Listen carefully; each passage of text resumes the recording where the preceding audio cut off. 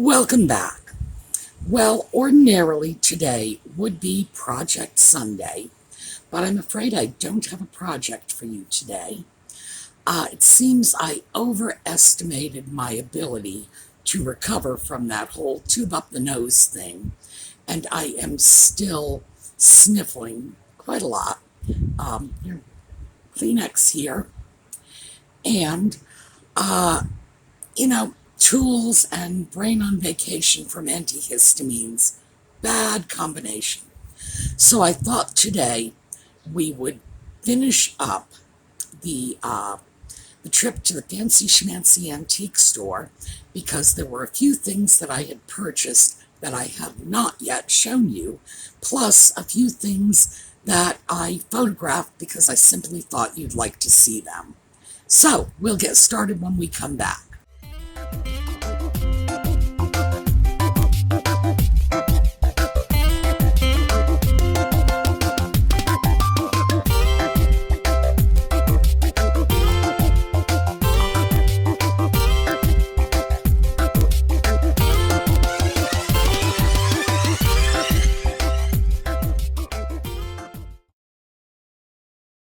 Well, the first thing on my list is a very pretty little vase, and you're going to hear me when I film this refer to this as a Capodimonte style vase.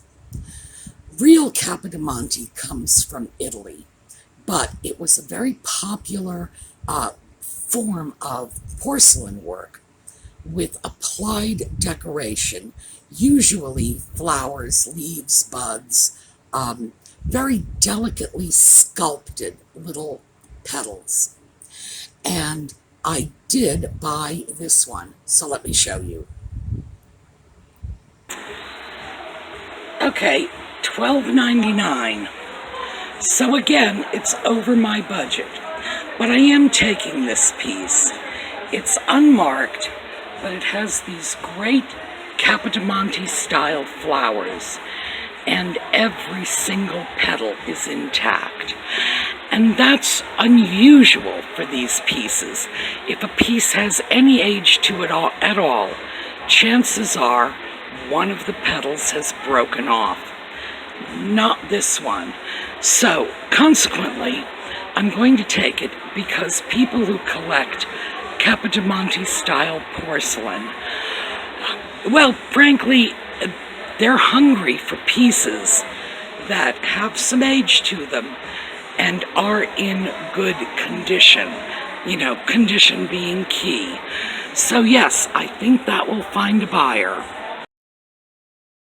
Well, for $13, that's over my budget. But I usually find that I expand my budget a little at the fancy schmancy antique mall, in part because the prices are a little higher there, but also the variety and the quality is better too. And not that I don't get really good deals at other places just as easily, but when I get things at fancy schmancy mall, they are clean. They are in good repair. There's usually no damage. I don't think I have yet picked up a piece there that was damaged or less than perfect. So ordinarily, you get a little more for your money too. Let me just put it that way. The reason I decided to go for that vase was, as I mentioned in the video portion, is that the little petals are perfect. And that's what people look for when they look for this Capodimonte style piece. And you'll hear all kinds of pieces in this style referred to as Capodimonte. Real Capodimonte comes from Capodimonte, Italy, and that's pretty much the end of it. Nevertheless, this is still a very collectible type of porcelain, and that vase just really appealed to me. That wonderful milky white and the blue I just thought, it's a pretty piece. Somebody's going to want it. So, next up, this is a piece that I've seen before, and I simply didn't pick it up only because it was out of my price range. But, once I toss that little price limit out the window, I start looking at things a little differently. So let's take a look. Now, I have looked at this piece before. It is a really, really nice piece of Noritake. It's $13. And I've walked away from it because it's not meeting my little price point.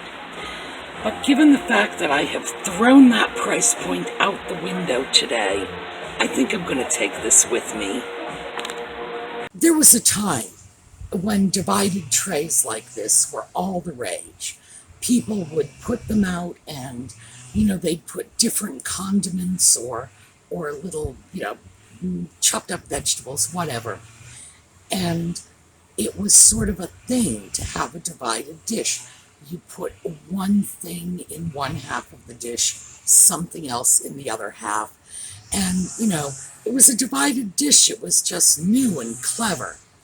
It's not so popular anymore. You really don't see a lot of divided dishes. When you go out and buy new china today, and you look at the various pieces they have to offer, they'll usually have a great many serving pieces, but divided dishes tend not to be on the list anymore. 100 years ago, even 50 years ago, it was very different. Our mothers and our grandmothers had divided dishes as part of their regular china set. They came out on the holidays and, there'd be mince in one side of the dish and nuts in the other, or, whatever they did with them. We don't serve food like that anymore. It's not a thing for the modern era. If you put out a plate of peas, you're putting out a plate of peas, and if you want to put out carrots, you grab a new plate and put out the carrots. It's entirely possible pieces like this became popular in times when the average person couldn't readily afford a whole bunch of serving pieces. But I wouldn't bet the farm on that. I throw that out as a possibility. But because the divided dishes were seen in very expensive china sets too. So who knows, maybe it was just a fashion that was there and passed. But as I say, it's not something we see very much anymore. Consequently, what's old is new. And pieces like this have the advantage in the 21st century now of being something of a novelty, something interesting, something different. So for $13 for a nice Noritake piece like that, oh yeah, I took it. Next up, this is also another piece that I bypassed many times, but because it was still there, and I think the price had come down, but it was still there. It called to me. I bought it. Okay, this German pitcher, $12, has been here forever. Every time I pass this booth, I look at it and I think, oh, that's nice. But if you'll recall, I got a better deal on a Japanese pitcher that was sitting right next to it. Well, that Japanese pitcher is long gone, and I think I may take this with me. Now, this is the danger of going outside my price limit. I usually think very carefully before I put a price limit on the things I'm going to buy. Like, well, $10 is all I'm going to spend on any one piece. But once I scoot out of that zone, it's almost like it gives me license to stay outside the zone for the rest of the shopping trip. So I have to watch that, because even though these are resale pieces, I am just as susceptible as anyone to seeing a really pretty piece and saying, oh, well, I'll pay a little more for it. I like to be disciplined about it, but also when a piece is nice and I know I'm going to be able to sell it at an attractive price, yeah, I will grab it. Sure, there's not going to be that much of a margin on it, so it's not something I would recommend to others, because most of what I buy and sell so that I can use it to show you what's out there. I'm not trying to maximize the profits, but you should. So this is the, do what I say, not what I do part. Because obviously, if you're looking at this as a little second income, or to replace a job, or, your retirement plan, and we've talked about that. My friend Karen, who went on eBay as a retirement plan, and she was able to retire without sacrificing the income she had when she was working, just from reselling. So you have to be mindful of the profit margin. And because I'm doing this more for educational purposes, I primarily have to make sure I don't take a loss on it. But if I can throw $1 or $2 on something and that's all, well, I'm still happy, especially if it's given me an opportunity to show you an interesting or unusual piece. So again, do as I say, not as I do. Work to maximize your profits. Next up, this piece was within my budget, which is good. So, very cute little piece. Take a look at this. Well, I had to move this piece over to another booth because between the fan and the music, it was just too loud across the aisle. $9.50 vintage Japanese piece. Well, I'm taking it down to the register, and we're going to have to remove this tag. And the reason I'm taking it down is because the whole thing is taped, which means I'm going to have them do it for me. Because if this is Japanese, it will be marked Japanese. Now, ordinarily, when somebody puts a label over the markings on the bottom, I simply take the labels off. I'm very naughty like that. But my theory is that if someone is selling something and they say, this is a Japanese piece, I want to be able to see that it really is. It's one of the hazards of buying in thrift stores, antique stores, whatever. They put the price stickers anywhere. And usually they just as soon put them on the bottom, and that's where the markings are. That's where the information is that you need to tell you what you've purchased. So I don't know what the solution is. I really don't. In this case, I had to take it to the register because the whole piece was taped up. And if I had started cutting that tape, and I do bring, little implements, frankly, little knives. They're not dangerous knives. I'm not joining a street gang, nothing like that.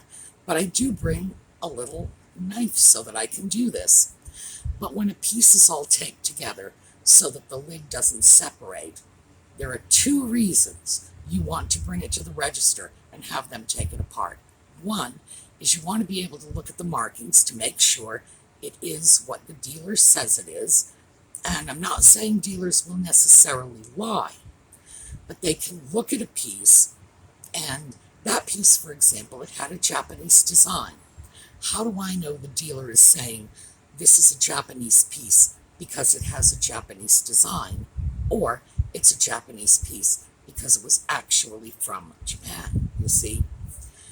But also, I have picked up pieces. I've done this more than once.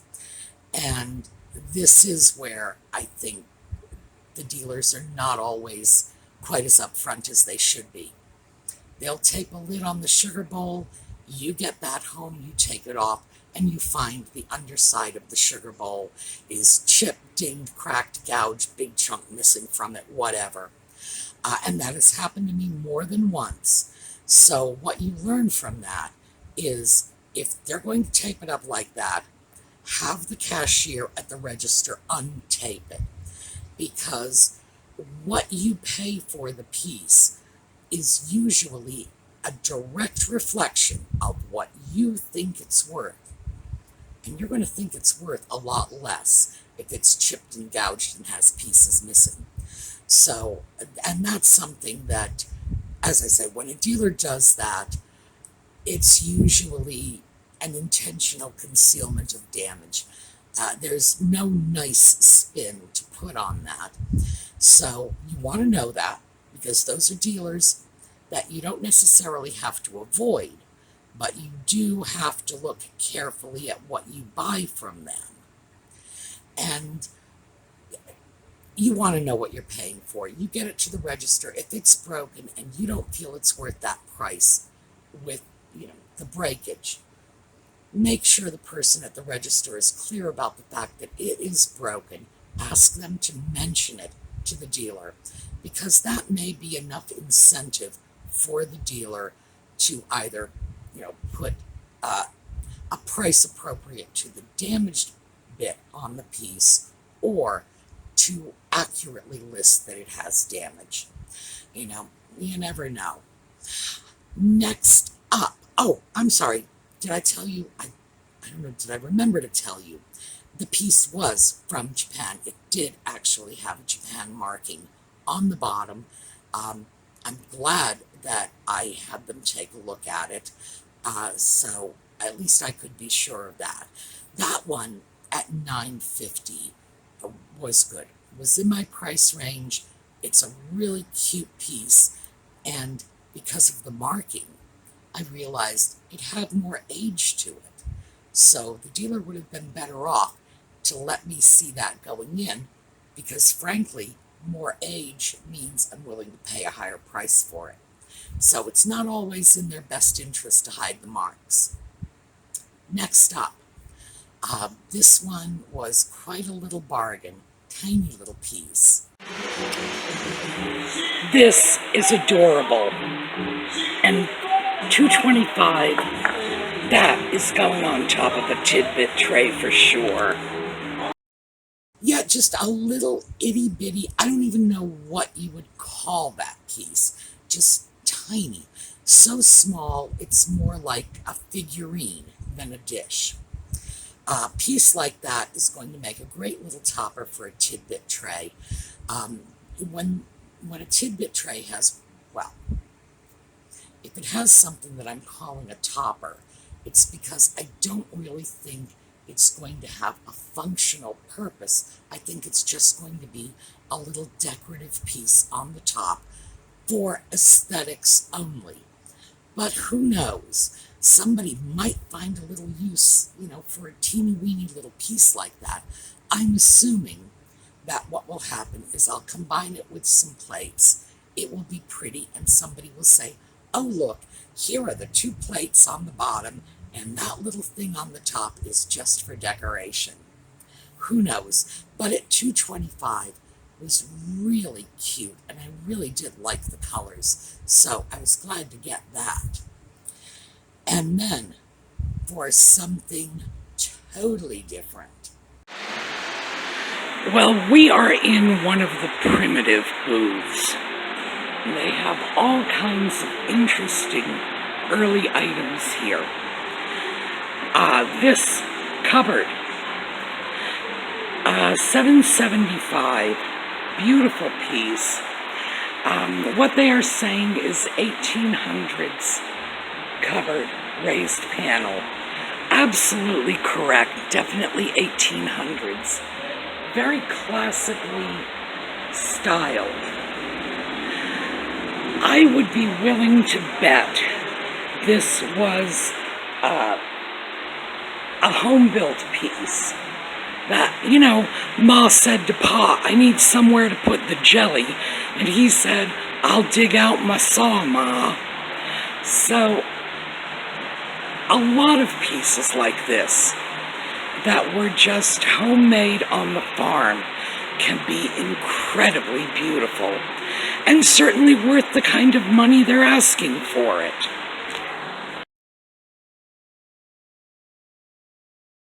This was from a booth that they call Primitives. Now, that's fine if that's what they want to call it. Carlisle Antique Mall has a lot of booths. They refer to it as Primitives. I tend not to. I tend to refer to those as the American country booths. The reason for that is a lot of things simply are not primitive. That 19th century cupboard is not primitive. I believe it was probably handcrafted, you know, farmer with some woodworking skills made a jam cupboard for the wife. My best guess in terms of age is probably middle of the 19th century. Hard to tell because these handmade pieces could have been made anytime. They could have been made yesterday. And if they're using the older tools, the older techniques, it can be very hard to tell. A lot of the booths that are in the Carlisle Antique Mall have pieces like this. They are fine workmanship. It's like there's nothing really primitive about them. So I just feel American country is a description I'm a little more comfortable with, especially if something has a lot of high-level workmanship. If it's a wagon wheel, yeah, it's primitive, okay. But if I look at a piece, well, like that cupboard, and say, well, you know, somebody could have worked a month or two to make this, I'm not so comfortable calling it primitive. I think that's probably an insult to the artisan who made it. Regardless, they do have a lot of booths like this, and you can find some really interesting things there. Next up, and we are getting close to running out of time, so next up, let's take a quick look at a Chinese platter. Well, I was just wandering around and couldn't resist taking a look at this lovely piece of Asian porcelain, $35, reasonably modern piece, you know, post-mid-century. In other words, somewhere between, say, 1960 and present. Interesting piece, very large. Let me show you the depth on this. Large and heavy. At $35, that's actually a good buy for a piece like this, and would be a good buy even if it wasn't a vintage Chinese export piece. Now that piece did not come home with me. At $35, and given the weight of the platter, because that was going to add another $20 with shipping, I am looking at a minimum of $65 as a break-even point. So, no, that's not what I would consider to be a good resale piece. Nevertheless, it was really pretty. And it's the sort of thing that if you were in the antique mall, wanted a piece like that, it's a good deal. But for an online purchase, because of the weight, the shipping was really going to be the killer on that. Nevertheless, I did want you to get a chance to see it because it was an interesting piece. And let's very quickly take a look at one more piece before we sort of cap off this last shopping trip. And this is a very interesting cabinet, kitchen cabinet. So take a look. All right, Art Deco kitchen cabinet, metal enamel top, $159. Now this is small. It's probably only maybe 2.5 feet across. And it definitely needs a little bit of paint. But if you take a look at this thing, it's got gorgeous lines. Would do well as mid-century or a little earlier Art Deco. Yes, the metal pieces need painting, but the enamel is great. I can see a little something here. It may not even be a scratch, it may be a little paint on it. When you're looking to buy an enamel-topped table or cabinet, the enamel is what you look for. Everything else can be fixed, but you want the enamel to be perfect. $159, great enamel, and frankly, a couple of hours and a can of spray paint could deal with the rest of this. Nice piece. Now, the basic lines of that cabinet were Art Deco. However, I suspect that piece was probably made a little later, 1940s maybe, and because of the style, it was one of those pieces that could sit in an Art Deco environment or a mid-century modern environment. Metal kitchen cabinets, either freestanding like that one or built-in, were popular from about maybe the 1920s right up through the 60s. I think they really started falling out of fashion around the mid-60s. Wood cabinets started to become popular, and by the time you got into the 1980s, wood was all the rage.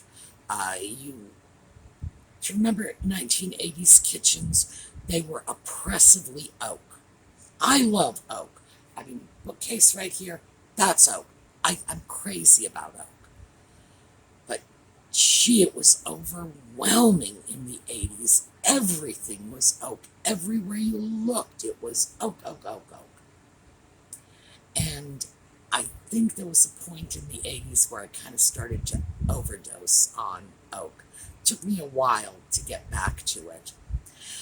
But anyway, back to metal. Metal was inexpensive, very durable, easy to paint or repaint. So cabinets like that, it's a small wonder that we still see them. I think they're terrific, especially if you want to do a period kitchen. Nobody ever seems to want to do a period kitchen. They will do all kinds of things to their homes. They will have Victorian living rooms and Georgian libraries, but you go in and the kitchen reflects the era they're living in. So, I don't know. I really think we ought to work at sort of putting a little more style into our kitchens. All right, so there you have it for me. I will see you all next week, so have a great week. We will be back Thursday evening for the Just Chatting videos, and then back on the weekend for thrifting. All right, we're going to do a slideshow on the way out. I think we're going to do one we haven't seen in a while. Maybe, I know which one. We'll do one from our viewers. And remember, if you have pictures you want me to incorporate into slideshows, just let me know. Because, the slideshows are all your work. So, you got things you want to show off, let me know. I'll work it into a slideshow. All right, have a great week, and I will see you.